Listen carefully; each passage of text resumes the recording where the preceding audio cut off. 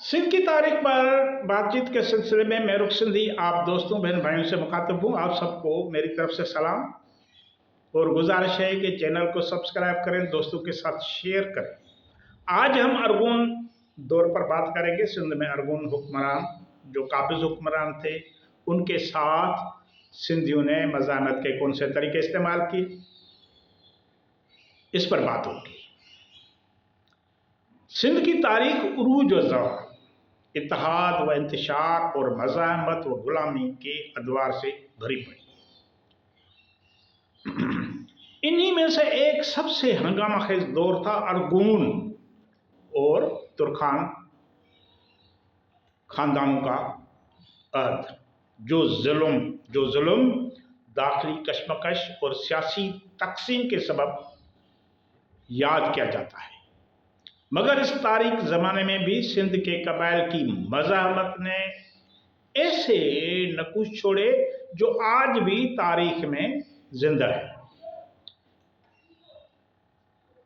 सिंध की तकसीम हुई अरगून दौर में। ये मोड़ उस वक्त आया जब मिर्जा शाह हसन अरगून 1555 में वफात पा गए।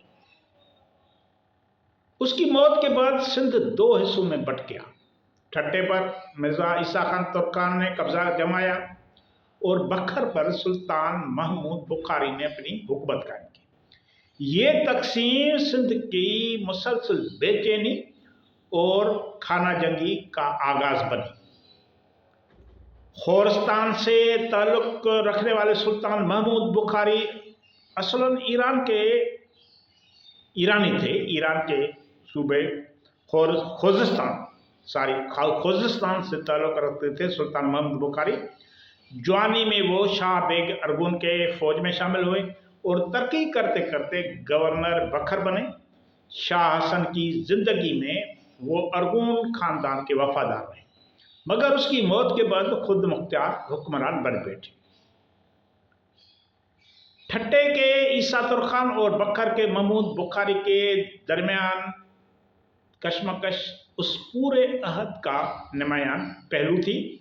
दोनों कई बार आमने सामने आए, मगर फैसला कुन कामयाबी किसी के हिस्से में न आई। नतीजतन सिंध टुकड़ों में बटा और हमेशा जंग के दहाने पर रहा। इन दोनों के झगड़ों के बीच दोनों वो काबिज हुक्मरान थे। उन दोनों के बीच के झगड़ों के बीच सिंध के कबाइल ने मज़ाहमत शुरू कर दी। मज़ाहमत, इन झगड़ों के बीच असल शनाख्त बनी सिंधी कबाइल की मज़ाहमत। डहर, धारीजा, माछी और दीगर कबाइल अपनी आज़ादी, सिंध वतन के आज़ादी के तहफ़्फ़ुज़ के लिए बार बार महमूद बुखारी के अफवाज पर हमलावर हुए। इन्हीं लड़ाइयों में एक फैसला कुन वाक़या पेश आया, जिस पर आज बात करेंगे, जब सिंध ने एक तारीखी कामयाबी हासिल की।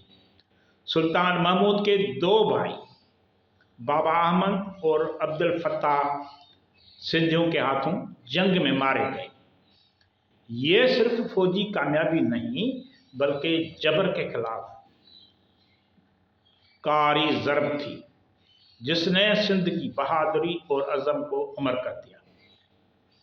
इस संगीन नुकसान के बावजूद सुल्तान महमूद बुखारी ने बखर और इलाकों पर अपनी गिरफ्त कायम रखने की कोशिश जारी रखी, लेकिन उसकी हुकूमत अमन या खुशहाली के बजाय मुसलसल जंगों, सिंधी लोगों से जंगों और तसादम से इबारत रही।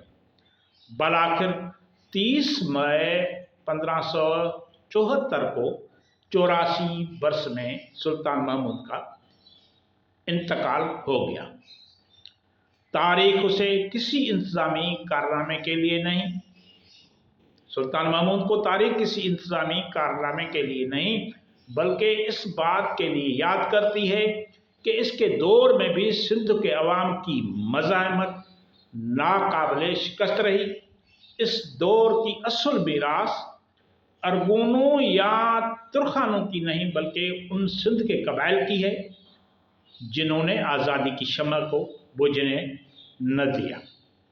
ये अरगून के दौर की कहानी थी, जिसमें सिंधियों की मज़ाहमत के बारे में आपको बताया गया। आपका बहुत बहुत शुक्रिया।